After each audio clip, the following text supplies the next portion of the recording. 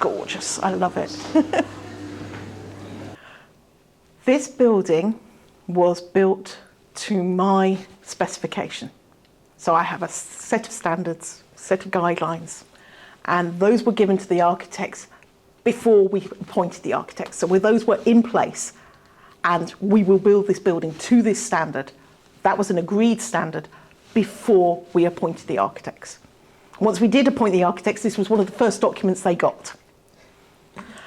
And by having that, we have built a building that has no absolute barriers to access structurally.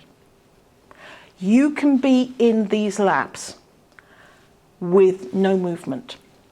You can be in these labs with no vision. You can be in these labs with no hearing. I'm not saying it wouldn't be challenging, but you can. And all of those courses can't throw you out. The only reasons we can throw somebody out is legitimate health and safety. Oxygen. Yeah, that's a bit of a flame hazard still. Or if you have involuntary movements that we really can't control well, because we're worried about you knocking things off. But I've got solutions to both of those. Eventually I'll get there. But this building, 99.9% of people we can get in. We can train, we can teach. Isn't that just fabulous? And it's often simple things. So we have 2 lifts, because 1 lift is never enough, because they always go wrong. We don't have a single heavy door in the entire building. They're powered up, they're held open, or they're very light. We have really good colour contrast, so that you can tell the difference between the floor and the wall, and you can find the light switch because it's different colour to the wall. And we've got hearing loops in every single location.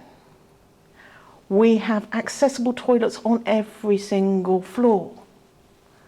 And on our ground floor in our foyer, we have a changing place accessible toilet, which I'm intensely proud of, because that is a 12 metres squared of glory, which has a hoist, a bench, a shower, a toilet, a height adjustable sink, everything you need if you have a higher level of impairment and you need to wear pads and you need 2 people to assist you and all of that sort of stuff.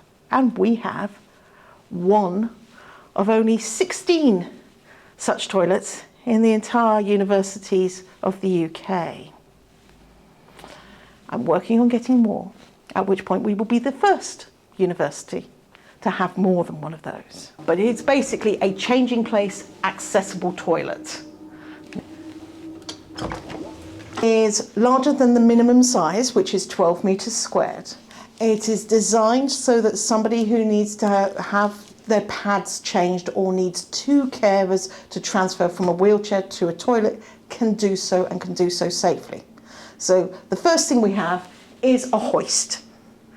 And you come in with your own personal sling for safety reasons and hygiene reasons, but that will attach to that, and it can go anywhere in this room. So if I was not able to manoeuvre from my own chair, somebody else would be able to put a sling around me and manoeuvre me around this space very, very safely.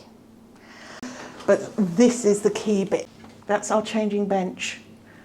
That is the thing that stops people who need to have pads changed being changed on the toilet floor. Not uncommonly with the door open, because otherwise you don't have the space to do it. For some reason, we don't believe that's an appropriately safe or dignified way of dealing with it. So this is what you do, is you create one of these. This is height adjustable, it's easily manoeuvrable, it's not that heavy to manage.